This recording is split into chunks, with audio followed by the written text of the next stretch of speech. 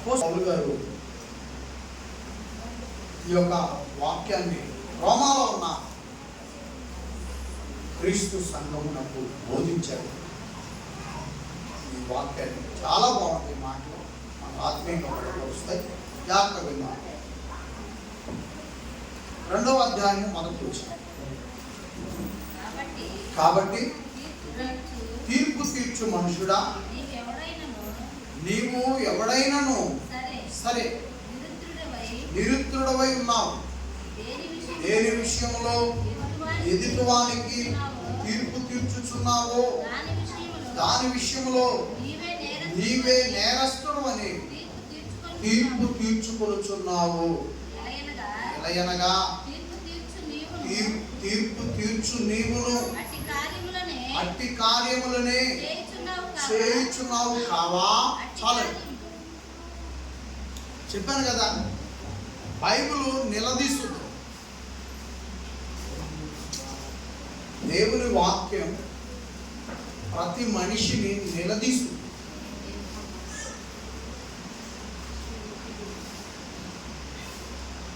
ఇక్కడ అదే తీర్పు తీర్చు మనుషుడా, తీర్పు నువ్వు తీరుస్తున్నావు, మంచిగా బతకమని చెప్తున్నావు. నువ్వు మంచిగా బతకట్లేదు అని మాట్లాడుతున్నావు. మంచిగా బతకమని చెప్తున్నావు, మంచిగా బతకని వారిని మంచిగా బతకట్లేదని చెప్తున్నావు. నీతి సూత్రాలు ప్రజలపై అవకాశం ఉంది కదని చెప్పి అలే కేకలేస్తున్నావు. అయితే ఆ కేకలేస్తున్న నాలాంటి వాటిని ప్రశ్నిస్తుంది బైబిల్. నీవేం చేస్తున్నావు? నీవు కూడా ప్రజలు ఏమి చేస్తున్నారో ప్రజలకు చెప్పి వాళ్ళపై తీర్పును తీర్చి తర్వాత నీవు కూడా వాటిలోనే ఉంటున్నావు కదా. అప్పుడు వాటిలోనే ఉంటూ ప్రజలు ఏ తప్పులైతే చేస్తున్నారో తీర్పు తీర్చేవాడిగా ఉండి ఆ తప్పులే నువ్వు చేస్తుంటే, ఆ తప్పుల్లోనే నీ జీవితం ఉంటే ప్రశ్నిస్తూ నిలబెట్టేస్తుంది వాయిదా. తప్పు చేస్తున్న సహోదరి ఉందనుకోండి, ఆమెని మందలించామో అనుకోండి. తప్పు చేస్తున్న సహోదరుడు ఉన్నాడు అనుకోండి, ఆమెను మందలించామో అని అనుకోండి. తిరిగి ఆ తప్పు మందలిస్తున్న వ్యక్తి చేయకూడదు. కానీ ఇక్కడ ఏం జరుగుతుందంట, అనేక మంది తీర్పు తీర్చేవాళ్ళు ఉన్నారంట రోమాపట్నంలో. అనేక మంది తీర్పు తీరుస్తూ ప్రజలపై తీర్పరలుగా ఉన్నారంట. అప్పుడు పౌలు గారు ఈ ప్రజలపై తీర్పు తీర్చే వ్యక్తులను బట్టి మాట్లాడుతున్నాడు. ఏమని? కాబట్టి తీర్పు తీర్చు మనుషుడా, నీవెవడవైనను సరే నిరుత్రుడవై ఉన్నావు. దేని విషయంలో ఎదుటివానికి తీర్పు తీర్చుచున్నావు దాని విషయంలో నీవే నేరస్తుడవని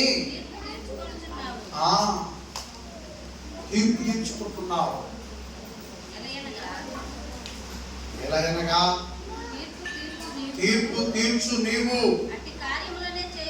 అట్టి కార్యములనే చేయుచున్నావు కావా?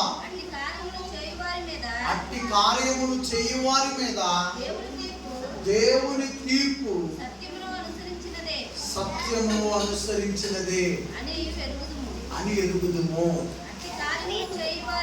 అట్టి కార్యములు చేయువారికి తీర్పు తీర్చుచు వాటినే చేయుచున్న మనుషుడా, నీవు దేవుని తీర్పు తప్పించుకుందువని అనుకుందువా? లేదా దేవుని అనుగ్రహము మారు మనసు పొందుటకు నిన్ను ప్రేరేపించుచున్నదని ఎరగవా? ఆయన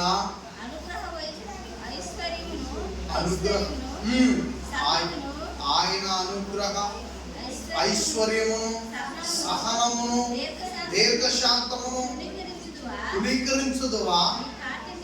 నీ కాఠిన్యమును మార్పు పొందని నీ హృదయమును అనుసరించి ఉగ్రత దినమందు అనగా దేవుని న్యాయమైన తీర్పు బయలుపరచబడు దినమందు నీకు నీవే ఉగ్రతను సమకూర్చుకొనుచున్నావు. ఆయన ప్రతి వానికి వాని వాని క్రియల చొప్పున ప్రతిఫలమిచ్చును. సత్క్రియను ఓర్వకగా చేయుచు మహిమను, ఘనతను, అక్షయతను ఎదుకు వారికి నిత్య జీవము ఇచ్చును. అయితే వేదములు పుట్టించి సత్యమునకు లోబడక దుర్నీతికి లోబడు వారికి, దుర్నీతికి లోబడు వారి మీదకి దేవుని ఉగ్రతయు రౌద్రమును వచ్చును. దుష్కార్యములు చేయు ప్రతి మనిషి ఆత్మకు దుష్కార్యము చేయు ప్రతి మనిషి ఆత్మకి మొదట యూదునికి, గ్రీకు దేశస్థునికి వేదనయు కలుగు. సత్క్రియ చేయు ప్రతి వానికి మొదట యూదునికి, గ్రీకు దేశస్థునికి కూడా మహిమయు, ఘనతయు, సమాధానము కలుగును. దేవునికి పక్షపాతము లేదు. ధర్మశాస్త్రము లేక పాపము చేసిన వారందరూ ధర్మశాస్త్రము లేకయే నశించారు. ధర్మశాస్త్రము కలిగిన వారై పాపము చేసిన వారందరూ ధర్మశాస్త్రానుసారముగా తీర్పు నొందుదురు. 13వ వచనం.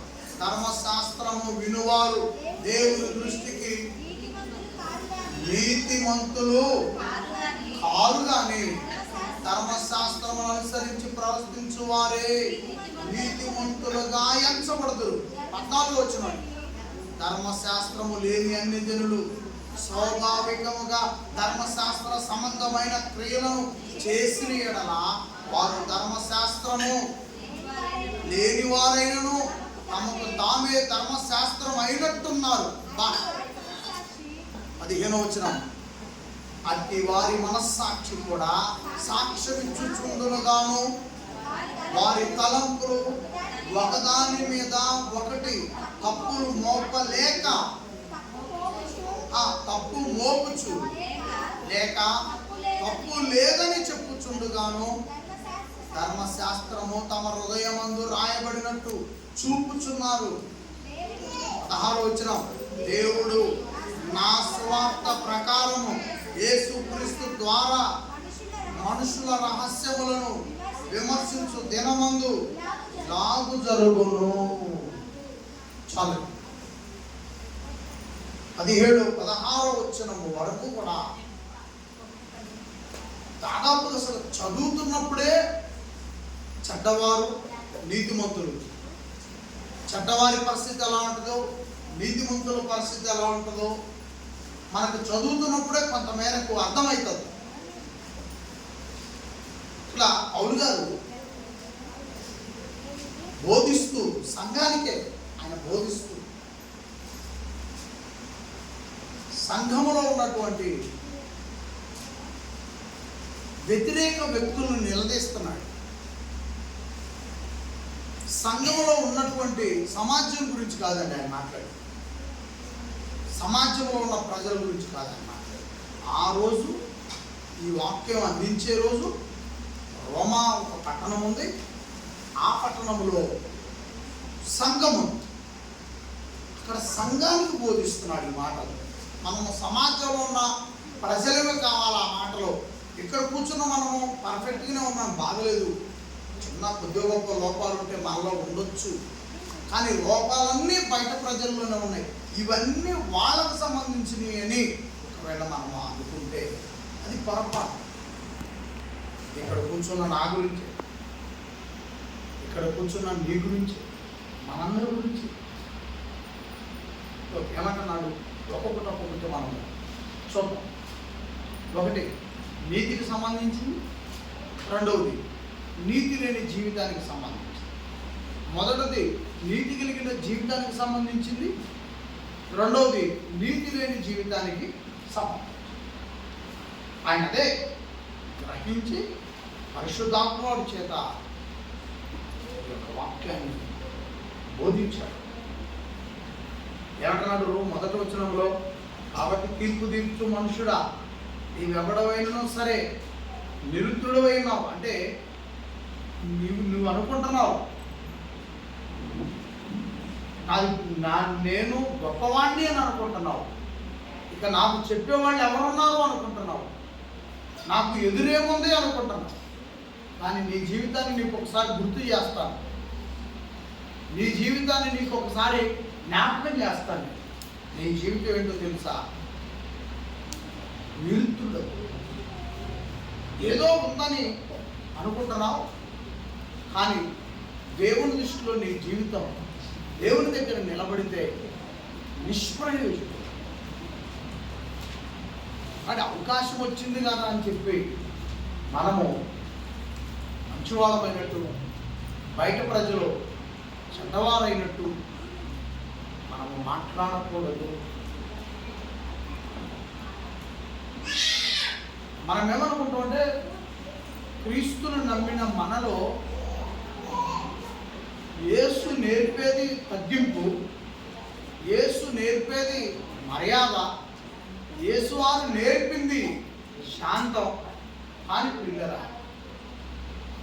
మనకు తెలియకుండానే క్రీస్తును నమ్మిన మనకి, బాప్తిసం తీసుకున్న మనకి, బైబిల్ పట్టుకున్న మనకి, మనకు తెలియకుండానే ఒక అహంకారం జరగబడిపోతుంది. మనలో ఒక గర్వం జరగబడిపోతుంది.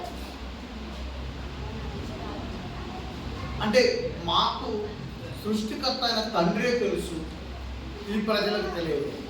మేము చచ్చిపోతే మేము నిత్య జీవానికి వెళ్తాం, ఈ ప్రజలు రాలేరు.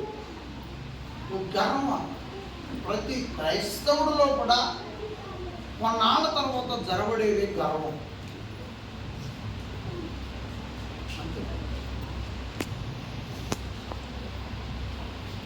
ఒకవేళ మనము అన్యాయంగా వచ్చే డబ్బులకు మనం అవకాశం ఇవ్వకపోవచ్చు, పర్ఫెక్ట్గానే ఉంటున్నాం. లేదా మన శరీరాన్ని తప్పు త్రోవల వైపు పోనేయకుండా స్టాండర్డ్గా నిలబెట్టుకుంటున్నాం. ఓకే, పర్ఫెక్ట్ అయి ఉండొచ్చు. ఏవైతే తప్పు ఉన్నావో అటువైపు మనం వెళ్ళకపోవచ్చు, మనం పర్ఫెక్ట్గానే ఉండొచ్చు. పెదవుల నుండి అనవసరమైన మాటలు రానియకుండా మనం కాల్చుకుంటూనే ఉండొచ్చు. ఇవన్నీ పర్ఫెక్టే. కానీ ఈ తప్పుల వైపు పోనేటువంటి మనము తెలియకుండానే ఒక గర్వాన్ని, ఒక అహంకారాన్ని లోపలికి తెచ్చుకుంటున్నాం అంటున్నాడు ఇక్కడ. అని అన్నమాట. నువ్వేమనుకుంటున్నావు అసలు? ఆడపిల్లగానే మొక్కలుగాడు ఏమనుకుంటున్నావు? నీవు ఎక్కడో హైరేంజ్ స్థాయికి వెళ్ళిపోయాను అనుకుంటున్నావా? లేకపోతే మహాజ్ఞానం అనుకుంటున్నావా? లేకపోతే మహాధీరుడు అనుకుంటున్నావా? ధీరురాలు అనుకుంటున్నావా? అసలు నీ జీవితాన్ని నువ్వు ఒకసారి ప్రశ్నించుకో. నీ జీవితాన్ని నువ్వు ఒకసారి నిలదీసి ప్రశ్నించుకోమని అంటున్నాడు ఇక్కడ. నీవు నిరుద్ధుడవు.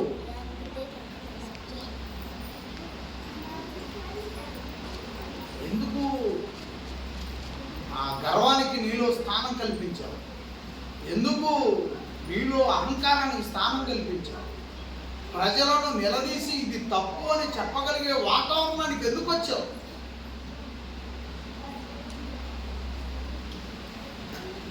నేను ఎవరితో అన్నానండి, లేదు మొన్న గాలివానకి మన రేకులు వేసుకునేటికి బాగుండేది అన్నా. ఎందుకన్నాను తెలుసా? నిజంగానే అంటున్నాను. ఒక్కటి లేచిపోయినా బాగుండేది అని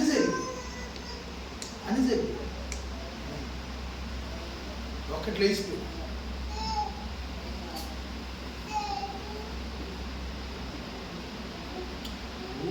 అందట్లేదంటేనే కదా ఆక్సిజన్ పెట్టేది, అంబులెన్స్ ఎత్తుకొని పోయేది. ఇక అక్కడ లేచి కూర్చుంటా ఉంటే తెస్తాం బయటికి. ఏడు జాగ్రత్తలు ఇప్పుడు పోయి కాలు మీద కావండి, అయ్యండి ఇవ్వండి, పాలు తీయాలి సాయంత్రం. రకరకాల ఆ చుట్టూ రకరకాల పనులు ఉంటాయి. కానీ ఇక అందట్లేదు, ఇక కూసేపటికి ఇక ఏమైపోతుందో తెలియదు అన్నప్పుడు ఇక కారు, అంబులెన్సు. అలాగే మొన్న గాలికన్నా 2-3 లేచి నడిపి దీనికి ఆక్సిజన్ అవసరం అయ్యేదన్నమాట. అప్పుడు ఏం జరగాలో అది జరిగేది. అసలు ఇంటి సాటు లేనప్పుడే ఎడారిలో ఉంది, అప్పుడే లేవలేదు.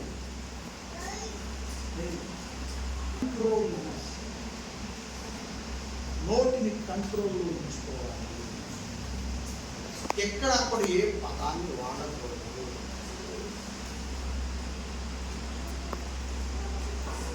మనం ఎవరికి తీర్పు తెచ్చడానికి మనం అర్హులము కాదు.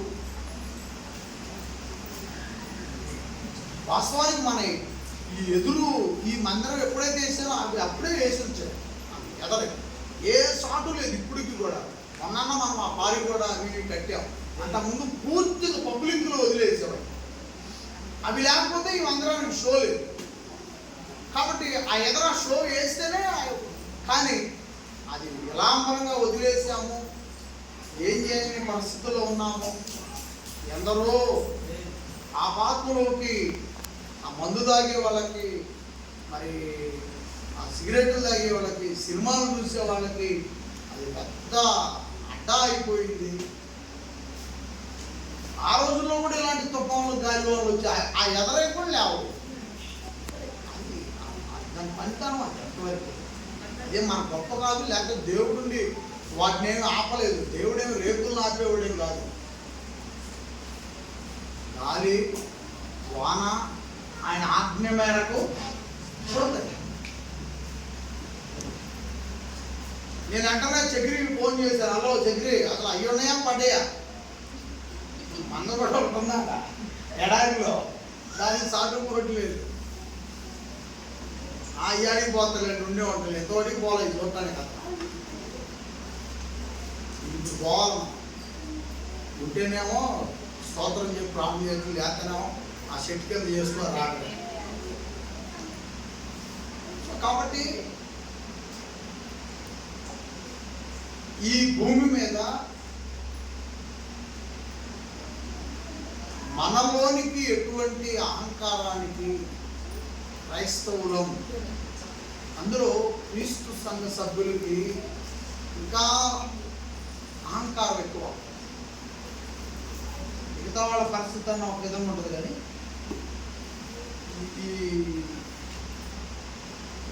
ఈ సబ్జెక్ట్ కలిగిన వ్యక్తి ఈ మార్గంలో, ఈ సత్యమైన మార్గంలో, ఈ జీవ మార్గంలో నడిచే మనకు దాదాపు అర్థమైంది. అంటే మేము సరైన బోధలోనే ఉన్నాము. మేము అపోస్తులు ఏదైతే చెప్పారో 100% చేయలేకపోవచ్చు, కానీ ఒక 20% అయినా, ఒక 30% ఆ దారిలో ఉన్నాము అని. ఇక చచ్చిపోతే దాదాపుగా పరదేశం చూసే అవకాశం ఉంటుందో మాకని తెలియని ఒక అహంకారం ఏర్పడుతున్నాను, గర్వం ఏర్పడుతున్నాను. నేను అది బాగా అనుభవించాను. గర్వం, అహంకారం ఫుల్గా ఉండేది నాకు. ఒప్పుకుంటున్నా కదా, నేనేం దాచిపెట్టలేదు. గర్వం, అహంకారం అంటే ఏ తప్పుల వైపు వెళ్ళలేదు, అనవసరమైన మార్గాల వైపు వెళ్ళలేదు, ఉచిత పథకాల వైపు వెళ్ళలేదు, లాభాల వైపు వెళ్ళలేదు. నేను ఎటు ప్రయాణం చేయలేదు, అనవసరమైన దాని వైపు ఎటువైపు ప్రయాణం చేయలేదు. కానీ ఒకంత తెలియని ఒక అహంకారం, గర్వం జరబడిపోయింది. దైవం నెట్టేసి ఏంటంటే నాకు బైబిల్ నేర్పిన వాక్యం కరెక్ట్, నేను వెళ్తున్నాను కరెక్ట్.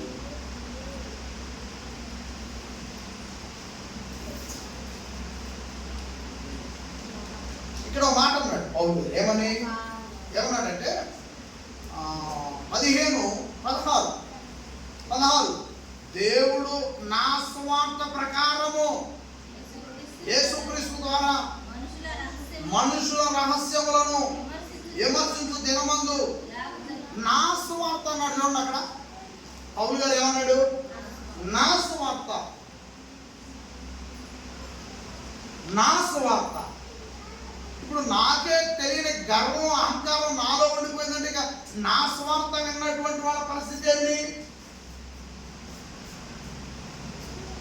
నాకు అర్థమైపోయింది ఈ మాటలు చదివేటప్పుడు. అంటే నాలోనే గర్వం ఉంది, నాలో అహంకారం తెలియకుండా ఉంది. సాధారణ వాటికి నెట్టేశాడు. నేనేమనుకుంటున్నా, ఏ తప్పులు చేయట్లేదు, నేను ఏ పొరపాట్లు లేవు నాలో, దాదాపు నేను ఏదో బతుకుతున్నా కొంత మేరకి అనుకుంటున్నాను. కానీ తెలియని ఈ వాక్యము బయటపెట్టింది ఏంటంటే, ఈ వాక్యము నాలో నుంచి బయటికి లాగింది ఏంటంటే, నీలో గర్వం ఉంది, నీలో అహంకారం ఉంది, నీలో తలపవరం ఉంది. ఈ వాక్యం బయటకు లాగింది. అప్పుడు నాలోనే ఉందంటే మరి నా స్వార్థ వలన రక్షింపబడినటువంటి మీ పరిస్థితి ఏంటి? ఇప్పుడు నాయకుడు ఎడు దూకితే గొర్రెలన్నీ అంటే దూకుతుంది కదా. అప్పుడు నేను ఒక నాయకుడిగా పనిచేస్తున్నా, లేదా ఒక సంఘ కాపరిగా పనిచేస్తున్నా. క్రీస్తు నేర్పింది ఏంటి?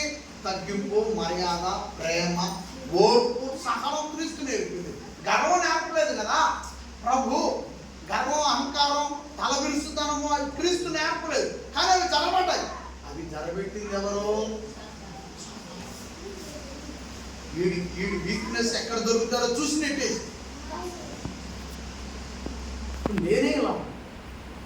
అప్పుడు నా సువార్త వలన క్రీస్తులోకి వచ్చినటువంటి మరియు సంఘ బిడ్డల పరిస్థితి, వాళ్ళెంత మోసంలో ఉన్నారు, వాళ్ళని అపవాది ఎంత మోసం చేసింది ఇంతకాలం. అపవాది వాళ్ళంతా తలబిరుసు వాళ్ళగా చేసింది, వాళ్ళంతా గర్వంగా చేసింది, వాళ్ళంతా అహంకారంగా చేసింది. పైకి నేను కూడా అందరిలాగా నా వందనాలమ్మా అంటున్నాను కదా. ఇప్పుడు అలాగే మీరు కూడా అంటున్నావా? మరి నా స్వార్థ వల్ల వచ్చిన వాళ్ళకి అలాగే కదా పరిస్థితి. అప్పుడు అంటే క్రీస్తు సంఘముగా ఉండాల్సిన మనం క్రీస్తు సంఘముగానే పేరుకు ఉంటూ అంటే దయ్యానికి కూడా అవకాశాలు ఇస్తున్నామా?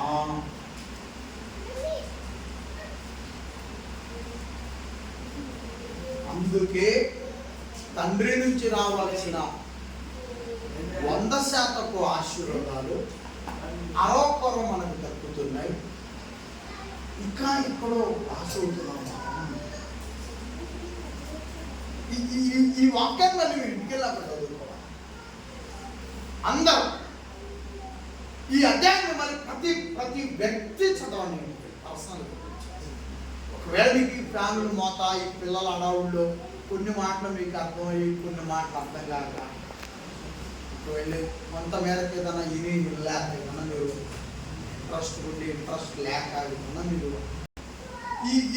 ఈ వచనాలని, ఈ రోమపత్రిక 2వ అధ్యాయాన్ని మీరు తప్పకుండా మీరు ఇంటికి వెళ్ళిన తర్వాత మీరు పిల్లల చదివించుకున్న వాళ్ళు చదువుతుంటే మీరు వినండి. చదువు వస్తే పర్సనల్గా కూర్చొని చదవండి.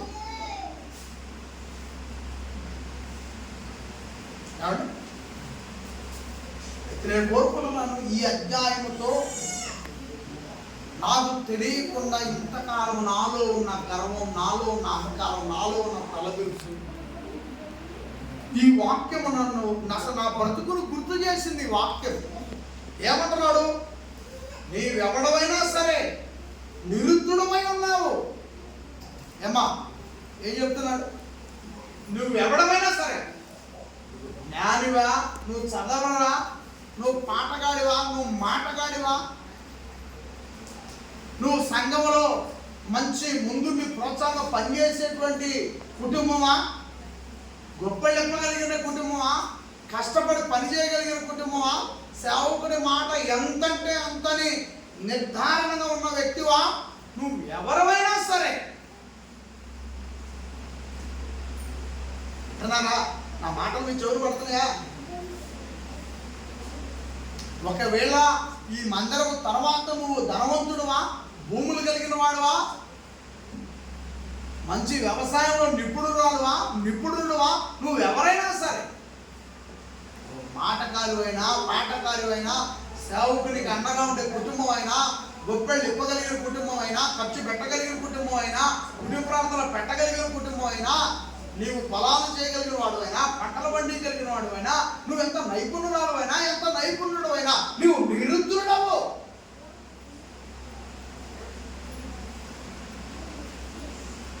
నువ్వు మంచి ప్రసంగికుడు అయినా మంచి గాయకుడు అయినా నీ మాటలతో ప్రజలను ఆకర్షించగలిగిన వాడివైనా ఒక్కసారి ప్రశ్న వేసుకుంటే నువ్వు ఎవడమైనా సరే, ఏమన్నాడమ్మా, ఏమన్నా చదవండి ఆ మాట, నువ్వు ఎవరమైనా సరే నువ్వు నిరుద్ధుడవు. ఇది క్రీస్తు మనకి జ్ఞాపకం చేస్తుంది. ఇది పౌలు గారు మనకి జ్ఞాపకం చేస్తూ మన జీవితం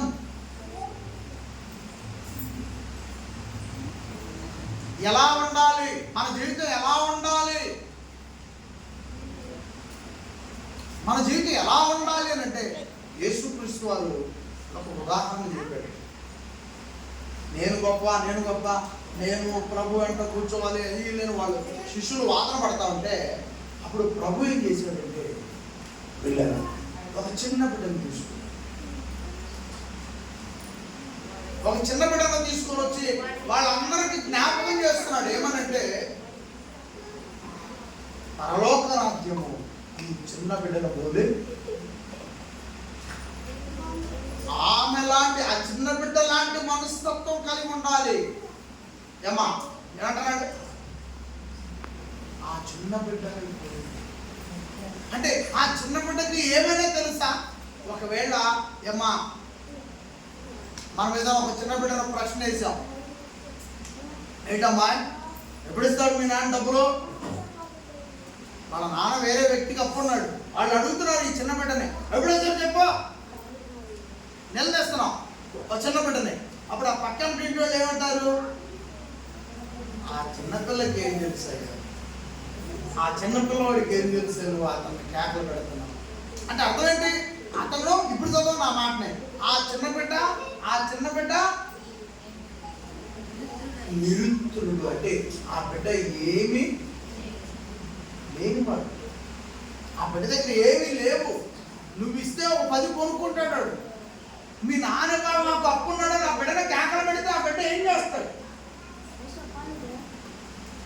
ఆ ప్రదేశానికి రావాలంట సేవకుల కుటుంబం, సంఘం కుటుంబాలు. ఇప్పుడు అర్థమై ఉండాలా నేను చెప్పుకుంటూ వచ్చింది అంతా. ఇక నువ్వు గ్రామంలో నీ స్టాండర్డ్ ఎంతన్నా కానీ, సంఘంలో నీ స్టాండర్డ్ ఎంతన్నా కానీ, కావాల్సింది క్రీస్తులో కావాల్సింది ఆ చిన్న బిడ్డ దేవుందండి. దేవుడు నిరుద్ధుడు, అది ఏర్పడాలంట మనలో. ఇక్కడ కూర్చున్న ప్రతి ఒక్కరిలో, నా కుటుంబం దగ్గర నుంచి మీ కుటుంబాల వరకు మనము ఎవరికి మనం ప్రశ్న వేసుకుంటూ దేవుని దగ్గర నిలబడ్డప్పుడు, దేవా నేను నిరుద్ధుడు, నాలో ఏదైనా అహంకారం గర్వం జరబడి సాతానుడికి నేను పనిచేస్తా ఉంటే, ఏజెంట్గా ఉంటే, సాతానుడు కంపెనీలో నేను ఏజెంట్గా చేరితే, వారి పథకాలలో నేను ఏదైనా చేయబెడితే, నన్ను క్రీస్తు రక్తంతో కడిగి నన్ను స్వచ్ఛమైన వారిగా, క్రీస్తు వాడిగానే, క్రీస్తుకి సంబంధించిన వ్యక్తురాలుగానే నన్ను ఉంచు. పరిశుద్ధాత్మ నాలో ఉండే విధముగా చెయ్యి. ఆయన లేకపోతే నేను క్రీస్తులో ఉండదు. నేను క్రీస్తులో లేకపోతే నా ప్రార్థన, నా జీవితం నుంచి మీకు మహిమ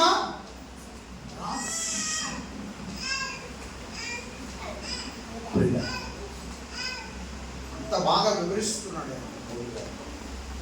కాబట్టి మనలో ఉన్న కొన్ని తెలిసి తెలియని పొరపాట్లు యేసు ప్రభు క్షమించును గాక. క్షమాపణ మనకు అవసరం. ఎందుకంటే మనము ఏ అడవుడైతే చేస్తామో అదే మనకి తిరిగి కొడతాం. ఎలా నువ్వు తీర్పు తీర్చు, నీవును అట్టి కార్యములనే చేయించున్నావు కావా అని ప్రశ్నిస్తున్నాడు. మనం ఏదైనా చెప్పినప్పుడు మనం దానిలోనే ఏదైనా నీతి మాటలు చెప్తున్నప్పుడు తప్పు చేసిన వాళ్ళకి ఆ తప్పులోనే మనం ఉండి నీతి మాటలు చెప్తున్నాం అనుకోండి, ఏమాత్రం కూడా ప్రజల్లో స్పందన, ప్రజలలో ఆకర్షణ రాదు అని స్పష్టంగా చెప్తున్నాడు. కాబట్టి అట్టి కార్యములు చేయు వారి మీద దేవుని తీర్పు సత్యమును అనుసరించినదే అని ఎరుగుతుంది. దేవుని తీర్పు చెడ్డ కార్యాలు చేస్తూ, సంఘానికి నష్టం కలిగిస్తూ, సమాజంలో క్రీస్తు నామాన్ని అవమానపరుస్తూ, పరిశుద్ధాత్మ వారిని దుఃఖపరుస్తూ జీవితాలు గడుపుతూ, మేము క్రీస్తు వాళ్ళమే, మాది కూడా యేసుక్రీస్తుకు సంబంధించింది అని అంటా ఉంటే అప్పుడు దేవుడు కలుగు చేసుకుంటాడంట. దేవుడు కలుగు చేసుకున్నది ఇక్కడ అదే అంటారు. చూడండి, సత్యమును అట్టి కార్యములు చేయువారి మీద ఇది సంఘమునకు నష్టం కలిగించి క్రీస్తు నామాన్ని అవమానపరిచి పరిశుద్ధాత్మ వారిని దుఃఖపరుస్తూ ఉంటే అట్టి కార్యములు చేయువారి మీద దేవుని తీర్పు సత్యమును అనుసరించినదే అని తీర్పు. దేవుని తీర్పు జరుగుతున్న పరిణామాలకు దేవుని తీర్పు. నీ కళ్ళ ముందు కనపడే కొన్ని దేవుని తీర్పు, అది సత్యమైనది, అది దేవుని. కాబట్టి నీవెవరమే దానిని పరిశీలించడానికి, నీవు నేను ఎవరమే దానిని వాగటానికి. అంతేనా? ఉన్నవాళ్ళు ఎవరైనా వాగటానికి మనకు హక్కు లేదు. ఎందుకంటే అది నీ నుంచో నా నుంచో బయలుదేరింది. ఎక్కడి నుంచి వచ్చిందంట అది? ఆ తీర్పు ఎక్కడి నుంచి వచ్చిందంట? చదవండి ఆ వచనాన్ని, 2వ వచనం చదవండి. అట్టి కార్యములు అంటే సంఘానికి వ్యతిరేకంగా, సంఘానికి నష్టం కలిగేటట్లు, యేసు వారికి నామానికి నష్టం కలిగేటట్లు, పరిశుద్ధాత్మ దుఃఖం కలిగేటట్లు, తండ్రికి బాధ కలిగేటట్లు, తండ్రికి కన్నీళ్లు పుట్టించేటట్లు బ్రతికితే. 2వ వచనం, అట్టి కార్యములు చేయి వారి మీద దేవుని తీర్పు సత్యమును అనుసరించిందే అని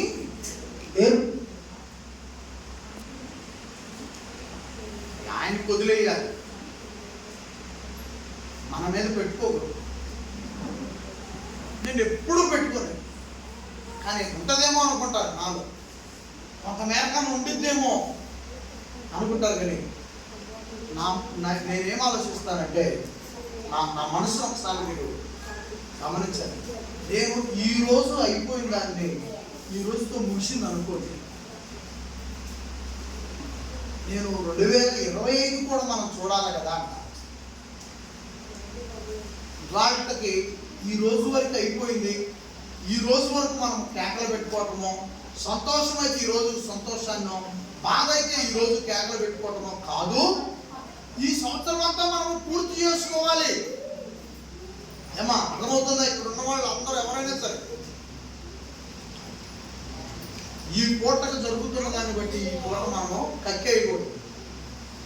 రేపు మనము కూడా రోడ్డు మీదకి వెళ్ళాలి. రేపు మనము కూడా మన చుట్టూ కూడా అనేకమైన పరిస్థితులు ఉంటాయి. కాబట్టి ప్రియులారా, ఈ పూటకు ఏం జరుగుతుందో అది దేవుని తీర్పు ఇంకా జరుగుతుంది. ఓకేనా? అర్థమైందా ఈ మాటలు మీకు? అందుకనే సంఘానికి నష్టం కలిగించే పరిస్థితులు తెచ్చిపెట్టుకోబాకండి. క్రీస్తు నామానికి అవమానం కలిగే పరిస్థితులు తెచ్చిపెట్టుకోబాకండి. పరిశుద్ధాత్మ వారిని దుఃఖపెట్టే వాతావరణము తెచ్చిపెట్టుకోబాకండి.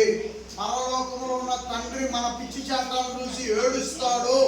తండ్రి ఏడ్చాడా? ఇక యేసు ఒప్పుకోడు. యేసుకు కోపం వచ్చిందా? పరిశుద్ధాత్మ వారు ఒప్పుకోడు. ఏం చేస్తారన్నాడు? ఏమీ చేయరు. వాళ్ళు మనకు కనపడరు, మన ఈపు మీద పెట్టి ఒకటే అంటించడం. వాళ్ళు ఏం చేయరు. ఆ గాలికో ఆ వానకో అనుమతించి మెదలుకొని ఊరుకుంటారు. అప్పుడు మనం వేసుకుంటాం తలుపులు కూడా వేసిపోతే అవసరం అయితే తలుపులు కూడా వేసి అవసరం. అందుకని ఇక్కడ చెప్పేది అది, ఆయన చెప్తుంది అది. ఆయన ఎవరిని వదిలిపెట్టడు. సహకరించే కుటుంబాన్ని వదిలిపెట్టను అంటున్నాడు. సంఘాన్ని సహకరించే కుటుంబాన్ని నేను వదిలిపెట్టను. అయితే గర్వం అహంకారం లేకుండా చేసుకో. గర్వం అహంకారం లేకుండా చేసుకో. నీకు కావాల్సిన దేవునికి వస్తా. సంఘానికి నష్టపరిచేవాడు ఆల్రెడీ గర్వ అహంకారం ఉన్నాడే. వాడికి ఎప్పుడు తీర్పు రాలో అప్పుడు వస్తుంది. అది సత్యమును ఆ తీర్పు సత్యమును అనుసరించింది. అది సత్యమును అనుసరించింది. అది దేవుడి నుంచి వచ్చింది. నెక్స్ట్ 3వ వచనం. అట్టి కార్యములు చేయు వారికి తీర్పు తీర్చుచు వాటినే చేయుచున్న మనుష్యుడా, నీవు దేవుని తీర్పు తప్పించుకుందు అని అనుకుంటావా? చూడు, ఇవాళకు మనం కేకలేస్తే రేపేంటి? రేపు పరిస్థితి ఏంటి? అందుకని ఇవాళ నోరు మూసుకో. రేపు నీ పరిస్థితి నా పరిస్థితి ఎలా ఉంటుందో తెలియదు. కాబట్టి మనము చాలా సైలెంట్గా ఉంటాం అనేది మంచిది. అలాగని చాలా పరిశుద్ధంగా ఉండటం కూడా మంచిదని ఇక్కడ వివరిస్తున్నాడు. అలాంటి నీవు అట్టి కార్యములు చేయి వారికి తీర్పు తీర్చుచు వాటినే చేయుచున్న మనుషుడా. మనుషులు చెడ్డవాళ్ళు, మనుషులు అట్లాంటి వాళ్ళని చెప్పుకుంటూ వాటిలోనే ఉంటున్న మనుషుడా. మనుషులు అంటే స్త్రీలు పురుషులు ఇద్దరు వస్తారండి, సహోదరులు సహోదరీమణులు. మనుషుడా, నీవు దేవుని తీర్పు తప్పించుకుందువా? తప్పించుకుందని అనుకుందువా? లేదా దేవుని అనుగ్రహమును మారు మనసు పొందుటకు నిన్ను ప్రేరేపించుచున్నదని ఎరుగక. జాగ్రత్త వినాలి, జాగ్రత్త వినాలి. దేవుని అనుగ్రహము మారు మనసు పొందమని, దేవుని అనుగ్రహము మారు మనసు పొందమని నిన్ను ప్రేరేపించుతున్నదని ఎరుగక. పలుమార్లు మనము అందిస్తాం మాటల్ని, కానీ మారాలి. నేను చెప్పాను కదండి, ఈ లోపల అహంకారం గర్వం ఉందనుకో, ఆ మనుషులు యేసు ప్రభు పేరే చెప్తారు, బైబిలే పట్టుకుంటారు, కానీ లోపల ఉన్నదాన్ని గ్రహించరు. నాలో ఏముందో గ్రహించలేని వాడు క్రీస్తు వాడు కాలేడు. నేను నా ప్రవర్తన ఎలా ఉంది అని ఆలోచించుకోలేని వారు పరిశుద్ధాత్మ చేత నడిపించబడలేరు. అందుకని ఇక్కడ ఏమంటున్నాడు? మారు మనస్సు పొందుటకు నిన్ను ప్రేరేపించుచున్నానని ఎరుగక ఆయన అనుగ్రహ ఐశ్వర్యమును సహనమును దీర్ఘశాంతమును తృణీకరించుదువా? తృణీకరిస్తావా? పలుమార్లు తృణీకరిస్తావా? దేవుని అనుగ్రహాన్ని తృణీకరిస్తావా? దేవుని దీర్ఘశాంతాన్ని తృణీకరిస్తావా? దేవుడు నేను మారు మనసు పొందమని చెప్తాడు, తృణీకరిస్తావా? అది నీకేమనిపిస్తుంది? నేనే ఉన్నానండి, ఎన్నాళ్ళు నాకేమనిపించింది, నేను కరెక్ట్ ఆ ఊరు వెళ్ళా, అసలు క్రీస్తు సంఘమే లేని గ్రామంలో సంఘం, గర్వం.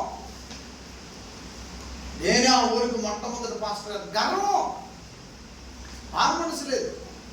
ఈ గర్వమే సరిపోయింది, ఈ అహంకారమే సరిపోయింది నాకు.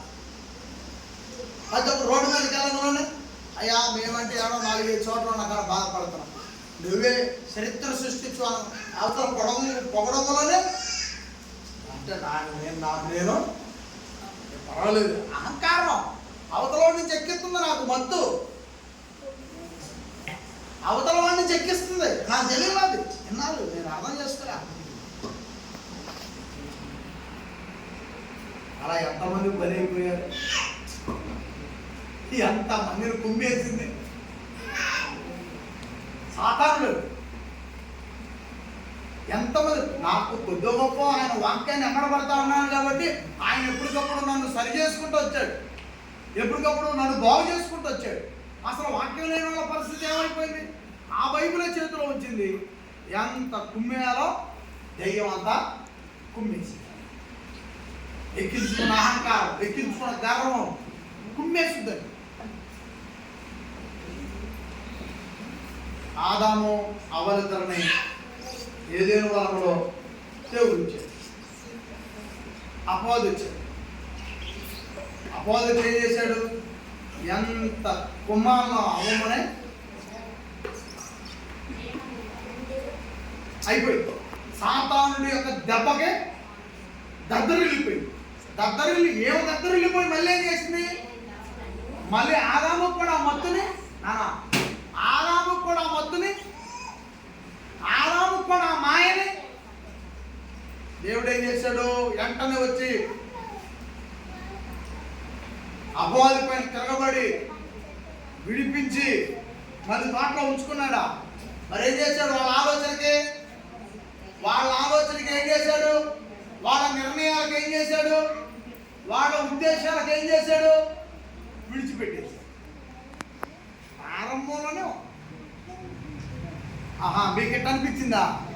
సరే ఇక చూసుకోండి. ఇక ఎన్నాళ్ళు తిన్నారుగా, కూర్చొని గొడ్ల మీద కొడాలు తిన్నారుగా. ఇక ఇక్కడి నుంచి ఆ ముళ్ళ తిప్పలు పీగుతుంటే, అప్పుడు నరాలు మాటలకి గుంజుతుంటే అప్పుడు ఉండిద్ది నీకు అసలేవా ఇక వాటి పైకి పడినాడు. మళ్ళీ తిరిగి వస్తాడేమోనని దేవదూతలు పెట్టి, దేవదూతలంట రెండు ఖడ్గాలు పెట్టుకొని ఉన్నారట తోటకాడ. వచ్చి నరికేటానికి అర్థమైందా? దేవదూతలను ఇద్దరు పెట్టాడు అక్కడ కాపలా. దేవదూతలు ఇద్దరు పెట్టుకోడు వస్తే నాకు పోటీ పడతారు. వద్దు అన్నాడుగా, పోటీ అని అంటాం కాదండి. వాళ్ళ చేతుల్లో ఏం పెట్టాడట? వస్తే ఏమైపోతారు?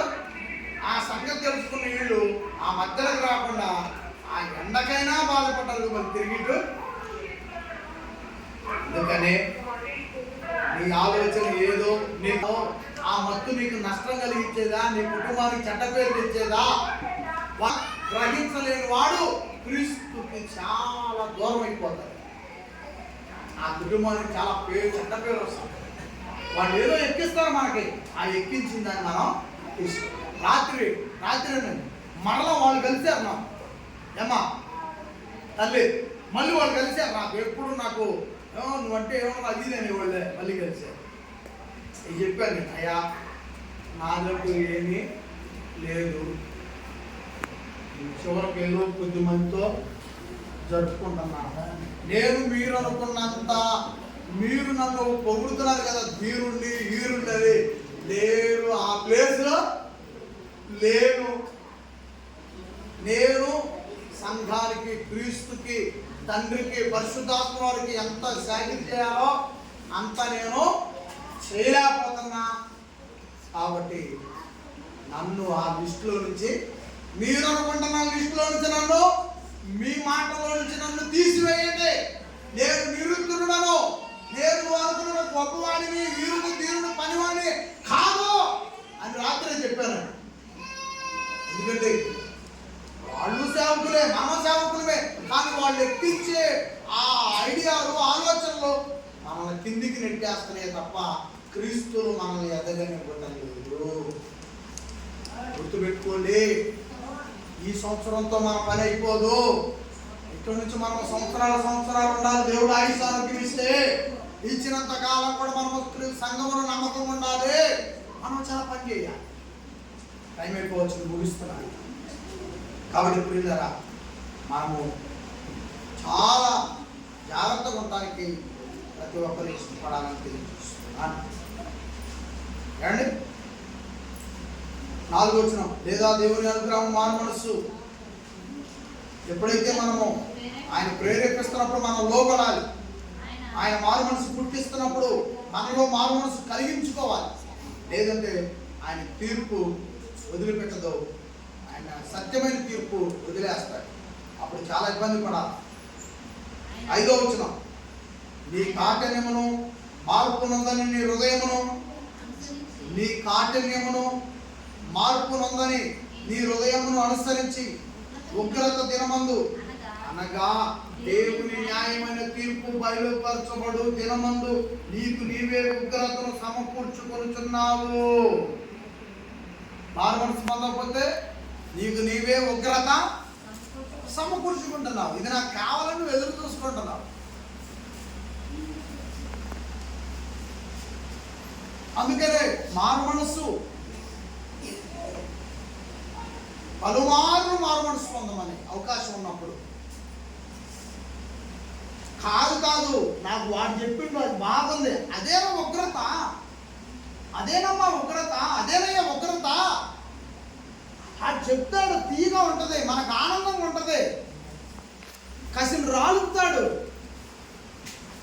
కసిని పావురాలు పట్టాడు ఏం చేస్తాడు? ఏమ్మా పావురాలు పట్టాడు ఏం చేస్తాడు? చేపను పట్టాడు ఏం చేస్తాడు? చేపను పట్టాడు ముందు పిల్ల చేపనన్నా వేస్తాడు, లేదా ఎర్రనన్నా మట్టిలో దొరికే ఎర్ర, అది ఊక దొరుకుతుంది. ఆ ఊక దొరికే ఎర్ర ఏం చేస్తాడు? నీళ్ళలో దానికి ఆశపడి వచ్చిన ఈ కేజీ 2 కిలోల చేప ఏమైపోద్ది? చిక్కి. గాలానికి చిక్కటం అది ఉగ్రత సంతోషమా?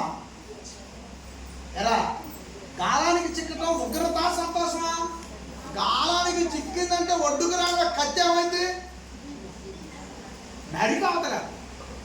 అందుకే యేసుక్రీస్తులో ఎర్రలు వేసేవాళ్ళు ఉన్నారు, యేసుక్రీస్తులో పిల్ల చేపలు వేసేవాళ్ళు ఉన్నారు. ఏమా యేసుక్రీస్తు పేరు చెప్పుకొని ఎర్రలు వేసేవాళ్ళు ఉన్నారు, యేసుక్రీస్తు పేరు చెప్పుకొని చిల్లరలు తిమ్మేవాళ్ళు ఉన్నారు. నిన్ను చూపించి వాడు ఎన్నో సంపాదించుకుంటాడు. ఆ వాడు తెలుసు, తెలిసినా నువ్వు ఆడేసి వస్తావు, తెలిసినా చిల్లర కోసం ఏడుస్తావు.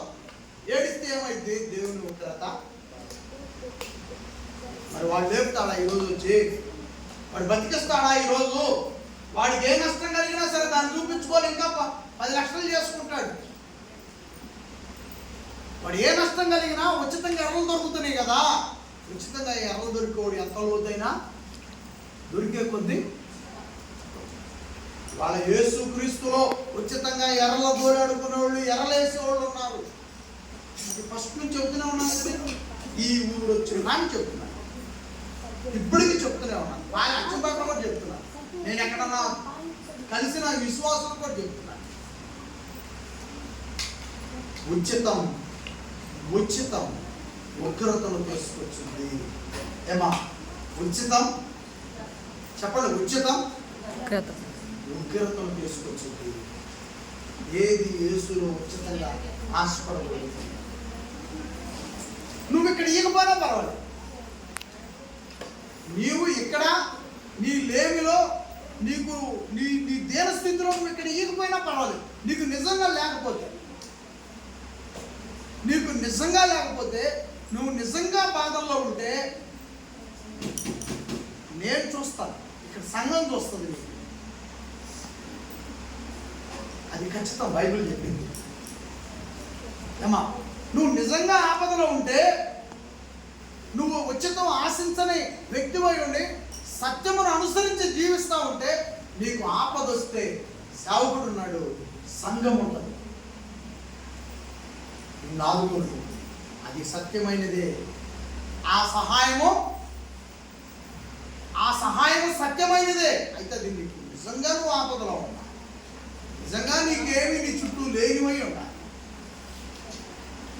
పేదరాలువై పేదవాడివై నిజంగా ఉన్నా, అప్పుడు సంఘం నుంచి వచ్చేది, సేవకుడి నుంచి వచ్చేది సహాయము సత్యమైంది. అది ఉచితం మాట్లాడాలా? అది ఉచితం కాదని అది మీరు తీసుకోవచ్చు కూడా,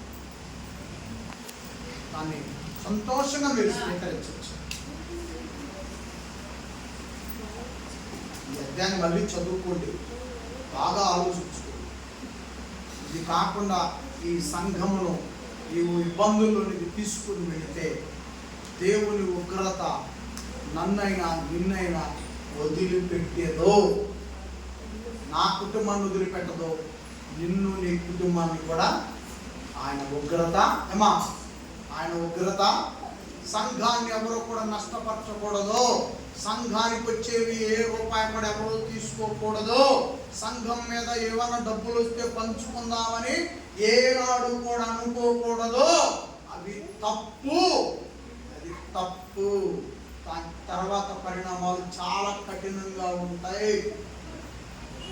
సాధ్యమైతే నువ్వు అక్కడ పెట్టు. నీకు ఏమీ లేకపోతే సంఘమే నీ దగ్గరకు వచ్చేస్తుంది. బియ్యం కావాలన్నా, నీకు హాస్పిటల్ మందులు కావాలన్నా, నీవు ఎక్కడికైనా వెళ్ళాలన్నా ప్రతిదీ నీకు సహాయంగా సంఘం ఉంటుంది. ఏమండి?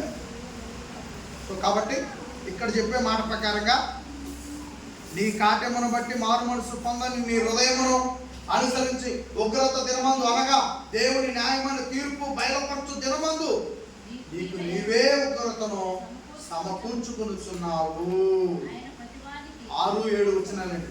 ఆయన ప్రతి వానికి వాని క్రియల చొప్పున ప్రతిఫలమిచ్చును. ఈ మాట ప్రకటన గ్రంథంలో కూడా ఉంది. ఈ మాట ప్రకటన గ్రంథంలో కూడా ఉన్నది. వాని క్రియల చొప్పున జీతం ఇచ్చుటకు నా వద్ద ఉన్నది. నేను వచ్చినప్పుడు వాళ్ళ జీతం వాళ్ళకే ఇస్తాను. ఇది పరలోకానిక అగ్నిగుండానిక? ఆ జీతం అది, ఆ జీతం. ఇక్కడ ఉగ్రత 7 నుంచి పోకముందే 7 ఉండంలోనే ఉంటుందంట. అందుకే జాగ్రత్త. అవసరం ఇక్కడ ఉందా? ఏమైంది ఎరా? ఇప్పుడు దీనిలో ఉంటే మనల్ని ఏమన్నా అంటున్నారా? ఇప్పుడు గుంటూరులో ఎంతో మంది సాగుతున్నాను. నేను వెళ్ళి 2 వారాలు అయ్యి ఏ ఒక్కరు కూడా కలవదు. ఎంతో మంది ఎర్రలేసేవాళ్ళు ఉన్నారు గుంటూరులో. ఎర్రలేసేవాళ్ళు ఉన్నారు, వచ్చే మంది ఉన్నారు. నేను ఎవరిని కలవలేదు. నాకు వద్దా ఎర్రలో? ఉచితంగా వచ్చే ఎర్రలు నాకు వద్దు. దేవాలయాలకి కట్టుకొని ఒక ఫోటో తీసిస్తే మనకు లోన్ ఇచ్చేవాళ్ళు ఉన్నారు. ముందు వాళ్ళు లోన్ ఇస్తారు, తర్వాత వాళ్ళకి ఫోటో తీసి పంపించాలి. అప్పుడు పునాదులు కానించి కట్టుకున్న డబ్బులన్నీ లాగుతాడు అతను. మీకు అర్థమైందా? ఇప్పుడు 2 లక్షలు ఇస్తాడు, ఒక ఫోటో తీసి నాకు పంపించమంటాడు. పథకాలు ఉన్నాయి, క్రీస్తులో పథకాలు చాలా ఉన్నాయి. ఎవరు వాళ్ళు దొంగసాటులు పెట్టుకున్న పథకాలు అవి. యేసు నామం పేరు అడ్డం పెట్టుకున్న పథకాలు అవి. యేసుకు సంబంధం లేదు ఆ పథకాలతో. అప్పుడు మనము అతను 2 లక్షలు 3 లక్షలు ఇస్తాడు. ఆయన కూడా పాస్టర్ గారే 2-3 లక్షలు ఇస్తాడు. తెస్తాం, ఇదంతా రెడీ చేస్తాం. తర్వాత సంఘం అంతా కూడా అక్కడ ఫోటో దిగుతాం. ఆ ఫోటోని అతను పంపించాలి నేను. అప్పుడు అతను వస్తాడు. ఆడికి అతను కూడా వస్తాడు ఈ పని చూసుకోవడానికి. వచ్చి మన పక్కన నిలబడతాడు, ఓ ఫోటో తీసుకుంటాడు. దాన్ని అయ్యా స్థలం కూడా మనమే కొని పెట్టామయ్యా అని చెప్తాడు. ఆ ఎర్రలో వేస్తే ఉచితంగా దొరికే ఉన్నాయి కదా, వాళ్ళ దగ్గర బేరం పెట్టుకుంటాడు. మనకి ఇచ్చేది 2 లక్షలు, అతని దగ్గర పుచ్చుకునేది ఏ 30 లక్షలు. ఇలాంటి ఉచితమైన ఆఫర్లో యేసుక్రీస్తు పేరు చెప్పుకొని చాలా ఉన్నాయి. నాకు స్టార్టింగ్లో ఇవన్నీ వచ్చినాయి. ఏ ఒక్క ఉచితమైన ఆఫర్ను కూడా ఇక్కడికి రానిలేదు. నేను సంఘాన్ని బేరం, సంఘము సంత కాదు, సంఘము క్రీస్తుది. సంఘమునకు శిరస్సు సత్యం అనేవాడు కాదు, సంఘమునకు శిరస్సు క్రీస్తు. ఆ ప్రార్థన విశ్వాసం ఇక్కడ నుంచి చేస్తే అది ఎవ్వడికి అమ్మని సంఘమై ఉండాలి. ఆ ప్రార్థన ఇక్కడ ఉండి చేస్తే ఎవరికి కూడా బేరం పెట్టని ప్రార్థన అయి ఉండాలి. 2 మాటలే చేసుకో, బానిసత్వం లేని ప్రార్థన అయి ఉండాలి. నేను ఎక్కడో బానిసత్వం పెట్టుకున్నాను అనుకోండి మిమ్మల్ని, అప్పుడు మీరు దేవా కాపాడు స్తోత్రాలు అనుకోండి. ఆయన నువ్వు బానిస, నీకు తెలుసా? నీ ప్రార్థన బానిస ప్రార్థన నీకు తెలుసా? దేవుడు అనుకుంటాడు.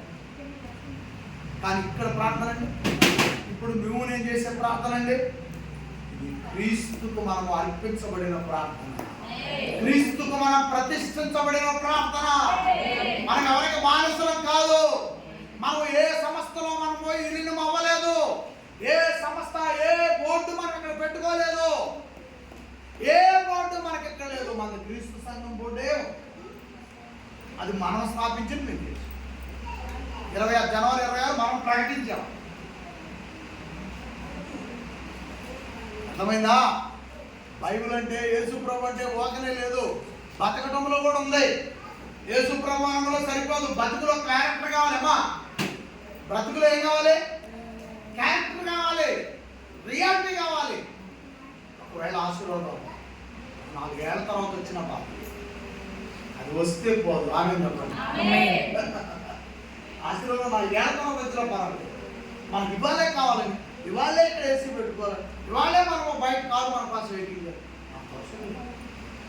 చెట్టు కిందైనా కూర్చోండి, వాళ్ళకి సైకిల్తోనైనా నడిచేమో. ఒక్కసారి ఆశీర్వాదం వచ్చిందండి. క్రీస్తు సంఘంలో ఒక్కసారి ఆశీర్వాదం వస్తుంది, భూమి ఆకాశం అంతకాలం అది కావాలి. మనం ఇవ్వాలండి, మనం ఒక 4 ఎకరాల పొలం వేసి అనేక మందికి అన్నం ఇవ్వాలి. 4 ఎకరాలు పొలం వేసి అనేక మందికి అన్నం ఇవ్వాలండి. నీ కోసం చుట్టుపక్కల గ్రామాల నుంచి అన్నం పెట్టే పలానా వ్యక్తి ఉన్నాడు మా కోసం అని మనం మళ్ళీ ఆ మృగాల కోసం టయానికి వచ్చినట్టు నువ్వు గుర్తు రావాలి.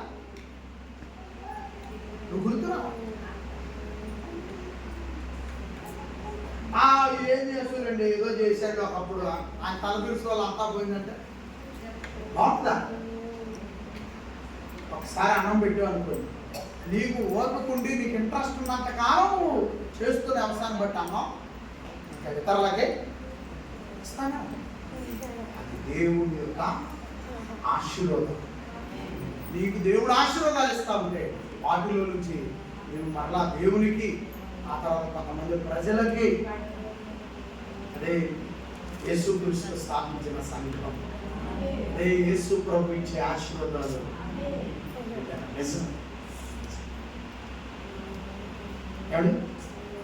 కాబట్టి ఈ మాటలను నేను చాలా చెప్పేవాడిని, ఇంకా చాలా ఉన్నాయి నాకు చెప్పడానికి, నాకు సమయం లేదు కనుక దయచేసి మిమ్మల్ని మరలా ఈ ప్రసంగం ఛానల్లో ఉంటుంది, మీరు వినాలని నేను కోరుకుంటున్నాను.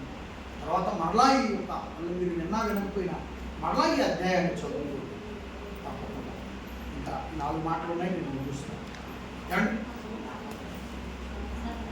సత్క్రియలు ఓపికగా చేయొచ్చు, మహిమను ఘనతను అక్షయతను ఎదుగు వారికి నిత్య జీవమునిచ్చును. ఆమె చెప్పండి అందరూ కూడా. నిత్య జీవం కావాలంటే నీవు వెతకాలి. మహిమను ఘనతను అక్షయతను ఎదుగు వారికి నిత్య జీవముండును. 8-9 వచనాలు. అయితే వేదములు పుట్టించి జాగ్రత్త వినాలి.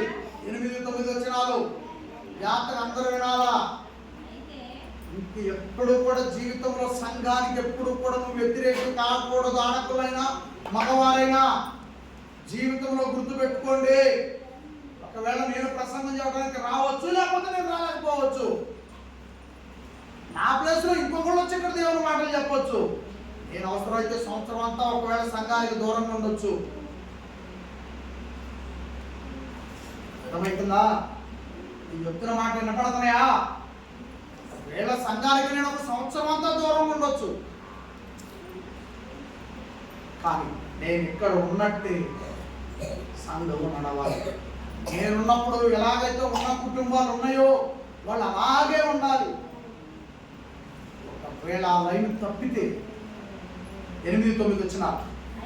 అయితే వేదములు పుట్టించి సత్యమునకు లోబడక, ఏదో ఆ మాస్టర్ గారు ఉన్నప్పుడు మేము అట్లా ఉండేవాళ్ళం, ఇప్పుడు ఏమేమి వచ్చి చెబుతుండు ఏందా అని చెప్పేది ఆపో సరిగా.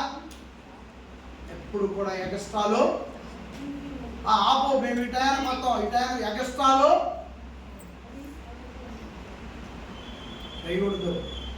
నేను అధ్యయనం విద్యార్థి ఏంటంటే ఏదో నేను దేశ పనులు ఎగస్ట్రాలు చేయకూడదు. ఇక్కడ ఎగస్ట్రాలు చేస్తే అక్కడ చూసుకుంటాడు, ఇదేమని లేకపోవచ్చు, కానీ ఆ పెద్ద వదిలిపెట్టాడు. వాడితే దెమ్మ తిరిగిపోతాయి. అదే ఏదో అంటాడు కదా, ఎవడ కొడితే మైండ్ బ్లాక్ అయితో వాడే ఎవడంట, వాడు కొండుగాడంట. ఈడు కొడితే మైండ్ బ్లాక్ అయితే మళ్ళీ దాన్ని రీప్లేస్మెంట్ చేయడానికి రామకృష్ణారెడ్డి హాస్పిటల్ ఉంది, గుంటూరులో సిగ్నల్ జంక్షన్ కాడ రమేష్ హాస్పిటల్ ఉంది, నాకు డబ్బులే లేవంటే గవర్నమెంట్ హాస్పిటల్ ఉంది. ఏది ఈడు కొడితే మైండ్ దిమ్మ తిరిగితే మళ్ళీ దాని లైన్లో చేయడానికి హాస్పిటల్ ఉన్నాయి. కానీ పెద్ద ఆయన కొడితే మళ్ళా రీప్లేస్మెంట్ చేసే మగాడే భూమి మీద. ఆయన కొడితే విలవిల్లాడిపోవచ్చు. అందుకే సంఘం అంటే చిన్నది కాదు. సంఘం విలువ చాలా మందికి తెలియదు, వచ్చే సేవకులకి తెలియదు, కూర్చున్న ప్రజలకు తెలియదు. సంఘము యొక్క పవర్ ఏందో అది నేను బాగుగా చిన్న పిల్లవాడిగా ఉన్నప్పుడే నేను బాగుగా నేర్చుకున్న వాడిని, సంఘము విలువ నేను చిన్నతనంలో తెలుసుకున్న వాడిని. అందుకే 20 ఏళ్ళ 19 ఏళ్ళప్పుడు వచ్చిన ఇక్కడ ఒక చిన్న తప్పు కూడా లేకుండా నేను 20 ఏళ్ళుగా ఇక్కడే జీవిస్తున్నా. నా వల్ల కానీ, నా కుటుంబం వల్ల కానీ, నా ప్రవర్తన వలన కానీ, నా పరిస్థితుల వలన కానీ సంఘమునకు చిన్న అపాయము కూడా రాకూడదని నన్ను నేను నియంత్రించుకొని, నాలో నేను ఉన్నా లేకపోయినా, తిన్నా తినకపోయినా, నా జేబులో డబ్బులు ఉన్నా లేకపోయినా చెయ్యి చాపి నాకు డబ్బులు లేవని కానీ, నాకు అన్నం జరగటం లేదని కానీ, నాకు ఇవ్వమనండి, అసలు మీరేం మనుషులు, మీరేం ప్రభు దగ్గరకు వచ్చేవాళ్ళు, అసలు సరిగా చూసుకోవడం చేత కాదు మీకు అని నిందించటం కానీ చరిత్ర 20 సంవత్సరాల నాటి చరిత్ర.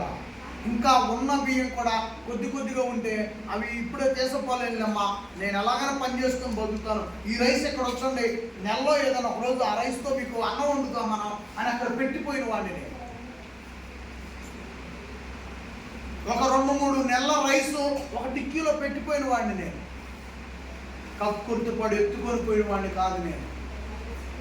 అంటే క్రీస్తు వారి గురించి, ఆయన శ్రమ గురించి, ఆయన ఇది స్థాపించడానికి ఏడ్చిన కన్నీటి విలువ, ఆ వేడి తెలిసిన వాడు, ఆ కన్నీటి బొట్టు యొక్క వేడి తెలిసిన వాడు. చిన్నగా మొదల కాల ఏదో యేసుప్రభు ప్రేమని దేవుడు చందా ఏడు తీసుకొని పోతాను, అది కాదండి. ఇది ఎరవేసి 4 చేపలు పట్టి అవి తీసుకోపోయి మళ్ళా నేను వ్యాపారం చేసుకున్నాను కాదండి. దానికోసం స్థాపించబడింది కాదు ఇది.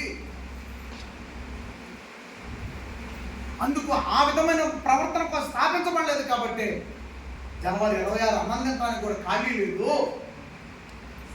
జనవరి 26 అన్నం తినడానికి ఖాళీ ఉందా? ఆగనమ్మ కొద్దిగా వయసు పిల్లలు అన్నందుకు లాస్ట్లో పిల్లలు చాలా ఇబ్బంది పడ్డారు. మనవాడు అయినా వాళ్ళు ఇబ్బంది అనుకోలేదు. మా సంఘం చూసి ఆనందపడ్డారు. నేను ఊహించలేదు. కొంతమేరకు నాకు ప్లాన్ ఉంది, కానీ అంత హై స్టేజ్లో లేదు నాకు. ఏమైపోయింది, ఎక్కడి నుంచి వచ్చారు? మళ్ళీ అన్నయ్య సంఘం ఎవరు రాలేదు, మగోడు నుంచి ఎవరు రాలేదు, కలపాల నుంచి ఎవరు రాలేదు, ఒక్క కుటుంబానికి కూడా రాలేదు. 2 సంఘాల నుంచి మా మేనత్త ఒక్కనే నేను పిలిచాను. మగోడు ఆయన వచ్చాను. ఎక్కడి నుంచి వచ్చాను? దీని వెనక దేవుడు ఉన్నాడు. ఆయన పరలోకం నుండి ఇక్కడ చూస్తూ నడిపిస్తున్నాడు. అందుకే ముగింపు మాట, ఈ సంఘాన్ని ఎవరు తక్కువ వేసుకోవాలి. గుంతలో ఉందని పళ్ళు గిరిపోతాయి, బయట గడ్డి ఉందని ఎక్కడా చెప్పు. సావుకుడు చిన్నవాడు తక్కువ మంచి వేసుకోవాలి. చాలా పవర్ పడగొడితే 10 నిమిషాల్లో కడతాను నేను. ఎక్కువ దీన్ని పడగొడితే 10 నిమిషాలు వెంటనే మాట్లాడతాను పిలిపించి కట్టేవాడు. 10 నిమిషాల్లో మాట్లాడి కాంట్రాక్ట్ ఇచ్చి తప్పుకుంటాను పక్కకి. నేను మాట్లాడి కాంట్రాక్ట్ ఇచ్చి తప్పుకుంటాను. 10 నిమిషాల్లో వ్యక్తులు పిలిపించి ఇన్ని లక్షలుగా మాట్లాడి తప్పుకుంటాను. అందుకే ఎవరు కూడా ఏ విధమైనటువంటి ఆలోచన కానీ ఇక్కడ చెప్పినట్టుగా కానీ సంఘాన్ని అభివృద్ధి పరచాలి. చేతనైన రూట్లో సంఘానికి క్షేమాన్ని కలిగించు, సంఘ అభివృద్ధికి తోడ్పడు. ఏ విధమైన చేతనైనా సంఘమునకు తోడు, అన్యాయంగా కాదు. అయితే భేదములు పుట్టించి సత్యమునకు లోబడక దుర్నీతికి లోబడి వారికి, దుర్నీతికి లోబడి వారి మీదకి దేవుని ఉగ్రతయు రౌద్రమును వచ్చును. దుష్కార్యము చేయు ప్రతి మనుషుని ఆత్మకు, మొదట యూదునికి గ్రీకు దేశస్థునికి కూడా శ్రమయు వేదనయు. మనకు అవసరం అండి. సంఘం జోలిపోవటం ఎందుకు? ఆ సేవకులు జోలిపోవటం ఎందుకు? క్రీస్తు సంఘం జోలిపోవటం ఎందుకు? శ్రమ మనం తెచ్చిపెట్టుకోవటం ఎందుకు? ఆ రౌద్రం మనం తెచ్చిపెట్టుకోవటం ఎందుకు? చేతనైతే ఏమా ఏమా అయ్యా, చేతనైతే గొప్పలు, చేత కాకపోతే నాకు జరగట్లేదని ఇక్కడ పలుకు, నాకు జరగట్లేదు, నేను క్రీస్తు వాడినే, మిమ్మల్ని వెంబడించే కుటుంబమే, నీకు ఫస్ట్ నుంచి తెలుసు, నాకు జరగట్లేదు, ఈరోజు నా వెనకమాలు ఏమీ లేవు, నేను నిరుపేదగా మిగిలిపోయాను పలుకు. నువ్వు మోయలేనివి నీకు అప్పచెప్పి పంపిస్తాను ఇక్కడి నుంచి. నువ్వు మోయలేనంత అప్పచెప్పి పంపిస్తాను ఇక్కడికి. ఎందుకంటే మన అవసరం తెచ్చిపెట్టుకోవడం బాధలో. ఏమన్నా వింటున్నారా? కొంచెం మబ్బులో ఆలోచించండి అందరూ. ఏమంటున్నాడు? అయితే భేదములు పుట్టించి సత్యమునకు లోబడక దుర్నీతికి లోబడి వారి మీదకి దేవుని ఉగ్రతయు రౌద్రమును వచ్చును. దుష్కార్యము చేయు ప్రతి మనుషుని ఆత్మకు, మొదట యూదునికి గ్రీకు దేశస్థునికి కూడా శ్రమయు వేదనయు కలుగు. శ్రమలు మనకు అవసరం, వేదన మనకు అవసరం. సంఘం జోలికి పోయేవి తెచ్చిపెట్టుకొని ప్రజల నోట మనము బాధపడటం అవసరమా? తర్వాత 11, 12 వచ్చిన 11, 12 వచ్చిన 10 వచ్చిన సత్క్రియ చేయు, అంటే సంఘమునకు చేతనైన సాయం చేసి. సత్క్రియలు అంటే సంఘములో మంచి కార్యక్రమాలు చేతనైనంత వరకు చాక్లెట్లు పెట్టి ఏంటంట మంచి ఈ సంఘం, మా సంఘం, నేను ఒక చాక్లెట్ ఇస్తాను, అంత నుంచి నేను ఇవ్వలేదు, ఓకే కానిచ్చు. లేదా బయట వాళ్ళకి మా యేసు వద్దకు రా, నేను అలాగే ఒకసారి బాధలో నుండి వెళ్ళాను, ఈరోజు నేను యేసు వద్దకు రా. నీ మంచి మాటలు బట్టి అవతల వాళ్ళకి క్రీస్తు గురించి చెప్పు. మా సేవకుడు చెప్పే మాటలు ఎంతో ఆదరణగా ఉంటాయి. ఆయన సువార్త, ఆయన చెప్తున్న వాక్యం నాకు ఎంతో బలాన్ని ఇస్తుంది. ఈ రోజు ఇంత బలమైన పనులు చేయగలుగుతున్నానంటే అక్కడ మా సేవకుడు నాకు అందించే బలం. ఈరోజు నాకు 10 లక్షలు అప్పున్నా అసలు అవి లెక్క కూడా లేదు నాకు. అవసరమైతే సంవత్సరం చివరిలో అసలు తీరపోయిన ఒరిజినల్ అవసరం పైవాడి మాట పడకుండా ఆ 15 నేను కట్టేయగలిగే ఆ ధైర్యం, లేదా 10 లక్షలు నేను ఈ సంవత్సరం తీసివేయగలుగుతాను ఆ ధైర్యం మా సేవకుడు ఇస్తుంది. మాకు రోగాలు ఉన్నాయి, బలహీనతలు ఉన్నాయి, అయినా అసలు మాకు రోగాలే లేవు, మాకు జబ్బులాలే లేవు. అక్కడ కూర్చుంటే చాలు. సత్క్రియ, సత్క్రియ. నేను తినేదాన్ని చూడలేదు, నేను తినేదాన్ని ఎప్పుడు చూడను. నా వైపు నీ కనులు ఏనాడు వచ్చబా.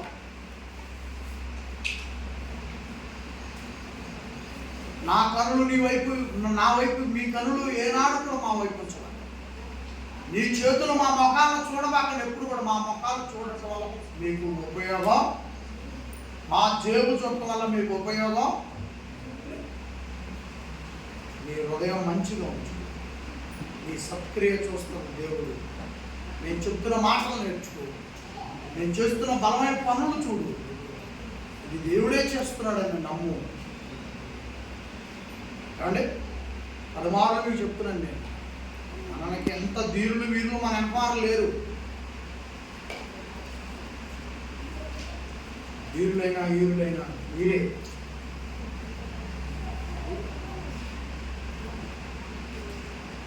₹10 వేసినా నీవే, అంతకు మించి వేసినా నీవే. మొదటి స్థానం ఇక్కడదే. ఏమండి అర్థమవుతుందా? వింటున్నారా? సత్క్రియ. 10వ వచనం, సత్క్రియ చేయు ప్రతివానికి, మొదట యూదునికి గ్రీకు దేశస్థునికి కూడా మహిమయు ఘనతయు సమాధానము కలుగును. సమాధానం కలుగును. సంఘమునకు మంచిగా ఆలోచిస్తే ఘనత కలుగుతుంది. సంఘమునకు మంచిగా ఆలోచిస్తే మహిమ కలుగుతుంది. సంఘమునకు మంచిగా ఆలోచిస్తే మీకు దీవెన సమాధానం కలుగుతుంది. రౌద్రం, ఉగ్రత నాకు అవసరం. ఒకే మనిషికి సత్క్రియలు చేసి సంఘం అభివృద్ధి వైపు ఉంటేనేమో సమాధానం, మహిమ, ఘనత నీకు కలుగుతుంది. అదే మనిషి సంఘానికి నష్టం కలిగించి, సావుల మీద నష్టం కలిగించి అడ్డం తిరిగితేనేమో ఆ సమాధానం, ప్రేమ కలిగించిన దేవుడే ఉగ్రత, నష్టాలు, శ్రమలు, వేదనలు పుట్టిస్తుంది. ఒకే మనిషి తండ్రి చూస్తున్నాడు. ఒకే మనిషి. ఇటువైపు ఉంటావా అటువైపు. ఏదో ఈ మధ్యకాలంలో ఒకటి వింటున్నాను నేను. ఇందాక నేను ఆటోలో కూడా విన్నాను. పిల్లల్ని అక్కడ ఆటోకి ఎక్కి బస్ ఎక్కుదామంటే ఆటో పోతాం, దానిలో నుంచి వస్తుంది, ఈ గట్టునుంటావా ఆ గట్టునుంటావా ఏదంట. అది దూకురా, మధ్యలో దూకి లేకపోతే ఆ పాట రాసి ఈ గట్టునుంటావా ఆ గట్టును వాడకుండా కదా. లోకంలో ఉన్న వాళ్ళకి జ్ఞానమైన పలుకులు పలుకుతున్నారు. యేసులో ఉన్నవాడు మూర్ఖుడైపోతున్నాడు. యేసులో ఉన్నాడు మూర్ఖుడైపోతున్నాడు. యేసులో ఉన్నవాడు పనికిమాలోడైపోతున్నాడు. ఉగ్రం తెచ్చిపెట్టుకుంటున్నాడు, రౌద్రం తెచ్చిపెట్టుకుంటున్నాడు, శ్రమలు తెచ్చిపెట్టుకుంటున్నాడు, వేదం తెచ్చిపెట్టుకుంటున్నాడు. ఈ కుటుంబాలు ఆ లోకంలో ఉన్నాడు. అయ్యో పాట రాసుకున్నాడు, సినిమాల పాట. ఈ గట్టునుంటవా ఆ గట్టునుంటవా, ఏ గట్టునుంటవా అని పాట రాసుకుంటాడు. మ్యూజిక్ ఇస్తాను, పాట పాడిస్తాను. వాడు 10 మందిని గదిలేస్తాడు ఆ పాటతో. మరి యేసున్నాం మీరు కుటుంబాలు ఆ గట్టునుండో పోతుంటే ఈ గట్టునుండో పోతుంటే మధ్యలో గోదట్టు దూకుతుంది. ఉగ్రత నీయేనాయా, శ్రమలు నీయేనాయా, బాధలు నీయేనాయా. మరి జనం ఏమనుకోవాలా? యేసు గురించి ఏమనుకోవాలా? కాబట్టి దేవుడు ఏది చెప్పకుండా ఉండలేదు. దేవుడు ఏది చెప్పకుండా దాచిపెట్టలేదు. దేవుడు చెప్పింది నేను ప్రారంభం నుంచి చెప్పుకుంటూనే వస్తున్నా. నేను ఏది దాచిపెట్టలేదు. జనం పోతారని, జనం పారిపోతారని. ఏది ముగ్గురు కూర్చున్నప్పుడే ఈ ప్రసంగాలు చెప్పాను నేను. అంత దమ్మున్నాడు నేను. ముగ్గురు కూర్చున్నప్పుడే, యేసుదమ్మ కుటుంబం ఇద్దరే కూర్చున్నారు. తాట తీస్తాడు దేవుడు మిమ్మల్ని, లేదు ఇద్దరే. అప్పుడే మొదలైంది. కొత్తగా పోయి అప్పుడే కూర్చున్నాం. అప్పుడే కూర్చుంటే ఈ వాక్యాలు చెప్పి తాట తీస్తాడు దేవుడు. సరిగా ఉండకపోతే ఎంతమంది ఉంటారు ఆడ?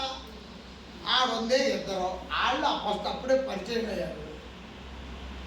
అలా ఒక్కళ్ళతో ఉన్నప్పుడే గొప్పగా ప్రసంగాలు మొదలు పెట్టుకుంటూ వచ్చినాడు. నేను ప్రజల కాపాడుకోవడానికి బాగులాడలేదు, కానీ పోగొట్టుకోవడానికి నేను ఇష్టపడలేదు. అలాగని ఏదో ఒకటి చెప్పి కవించి పూవించి ఇక్కడ ఉంచి దేవుడు ఉగ్రతకు గురి చేసి నష్టాలు పాలు చేసే పరిస్థితి నేను చేయలేదు. ఉన్నది చెప్పుకుంటూ వచ్చాను. అది కష్టమైన నిలబడ్డ కుటుంబాలు ఉన్నాయి, కొద్దిగా ఇబ్బంది అయిన కుటుంబాలు. కాబట్టి ప్రియులారా, ప్రతి కుటుంబం కూడా సత్క్రియ చేయాలి. అప్పుడు దేవుడు మహిమనిస్తాడు, దేవుడు ఘనతనిస్తాడు, దేవుడు సమాధానాన్ని ఇస్తాడు. ఎందుకని? 11, 12 దేవునికి పక్షపాతము, దేవునికి పక్షపాతం. దేవునికి సంఘానికి నష్టం కలిగించిన వాడిని వదిలిపెట్టి సంఘానికి గొప్పగా చేస్తున్న వాడిని వదిలిపెట్టి సంఘాన్ని అంటిపెట్టుకుని ఉన్న వాడిని చూస్తూ ఉండి సంఘానికి నష్టం కలిగించిన వాడిని చూస్తూ ఉంటే మరి అప్పుడు దేవుడు సమాజం ఏం చెప్పుకోవాలి? కాబట్టి దేవునికి పక్షపాతము. ఈ సంఘాన్ని అభివృద్ధి చేయడానికి కష్టపడు. నీకు ఘనత కలుగుద్ది, నీకు మహిమ కలుగుద్ది, నీకు సమాధానం కలుగుద్ది. ఈ సంఘాన్ని నష్టపరిచే అవతలకు 60 దినాలు ఉపవాసం ఉంది. ఎన్ని దినాలు? 40 దినాలు కాదు, 60 దినాలు ఉండు, నిన్ను అడుక్కునేవాడిగా చేస్తాడు. వదిలిపెట్టాడు. ఆయన పక్షపాతం ఆయనకే. అందుకే సంఘము క్రీస్తుని, ఈ సంఘం అభివృద్ధి కోసమే నీ హృదయం పరితపించాలి. ఈ సంఘం క్షేమం కోసమే నీ హృదయం ముందుండాలి. ఈ సంఘానికి కానీ ఈ సేవకునికి కానీ నష్టం కలిగిస్తే ఆ తర్వాత భయంకరంగా ఉంటుంది. మీరు ఈ అధ్యాయాన్ని మరలా చదువుకోండి. నేనైతే సంఘానికి నష్టం కలిగించాను, నాకు క్షమాపణ దయచేమని అడుగుతున్నాను. నాలో గర్వం ఉంది, నాలో అహంకారం ఉంది, నాలో తలబిరుస్తాను ఉంది. నన్ను క్షమించయ్యా. సంఘానికి నేను సమాధానంగా ఉంటా, సంఘానికి నేను అభివృద్ధి చెందే విధంగా ఉంటా, సంఘానికి నేను క్షేమం కలిగేటట్టుగా ఉంటా. నేను మరియా, నా పిల్లలు సంఘానికి క్షేమం కలిగేటట్టుగా ఉండాలి, సంఘానికి అభివృద్ధి వచ్చేటట్టు ఉండాలి, సంఘానికి మేలు జరిగేటట్టు ఉండాలి. అప్పుడు దేవుడు ఘనతనిస్తాడు, దేవుడు మహిమనిస్తాడు, దేవుడు సమాధానాన్ని యేసు ప్రభు ద్వారా ఇవన్నీ అనుగ్రహిస్తాడు. ఎప్పుడైతే సంఘానికి మనం వ్యతిరేకంగా మారి హెచ్చులు బడాయి పెరిగిపోతాం, దించుతాడు ఆయన, ఎక్కిస్తాడు ఆయన, గర్వం దించుతాడు, హాస్పిటల్ మెట్లు ఎక్కిస్తాడు, బెడ్ మీద పడగొడతాడు, మనం చేసే పనుల్ని అడ్డంగా చేస్తాడు. అది నీ ఆలోచనతో చేసుకో. తిరిగి వస్తానంటే ఆదామవులకే 2 ఖడ్గాలు పెట్టించాడు అక్కడ. ఆదికాండం చదువుకోండి. తిరిగి మళ్ళీ వస్తారనంటే ఖడ్గాలు పెట్టాడట. అంటే ఖడ్గాలు ఎందుకున్నాయి? కలుగు చేసుకున్నాడు ఆయనే, కష్టపడ్డాడుగా. కష్టపడ్డంలో కూడా నెట్ అవతల పడేటానికి వెనకాలేదు ఆ రోజు. అలాంటి వాడు మన తండ్రి, పక్షపాతం లేనివాడు. ఏమా, పక్షపాతం ఆయనలో ఉన్నంతకాలం, ఆయన చుట్టూ ఉన్నంతకాలం అన్నం పెట్టాడు. ఆయన కాదనుకున్న మరుక్షణమే బయటికి గెంటేశాడు. తిరిగి మళ్ళీ ఆడకు వస్తారని 2 దేవదూతలు పెట్టి దేవదూతల ద్వారా ఖడ్గాలు పెట్టాడా ఉంచాడు. కాబట్టి మన తండ్రి గురించి సామాన్యంగా వేసుకోబాక అంచనా. అందుకే నోటిలో బూతులు మాట్లాడేటప్పుడు జాగ్రత్త. నోటి బూతులు మాట్లాడేటప్పుడు ఎవరు లేదు, మన వాళ్ళు వాడబాక. ఆ నీళ్ళు లేకపోవచ్చు, లేకపోతే నీ పక్కన ఉన్న కుటుంబం నిన్నేం చేయలేకపోవచ్చు. వాళ్ళు నిన్నేం చేయరు, వాళ్ళు ఏం చేస్తారు? వాళ్ళు నీకు బియ్యం ఎత్తున్నారా, డబ్బులు ఇస్తున్నారా? ఏదా నోరు మూసుకుంటారు, ఏందమ్మా నోరు మూసుకుంటారు. ఎవ్వరు ఏమన్నా, కానీ ఎరగొట్టేది దేవుడు. ఎరగొడతారు. అబద్ధాలు, అబద్ధాలు కంటిని నియంత్రణ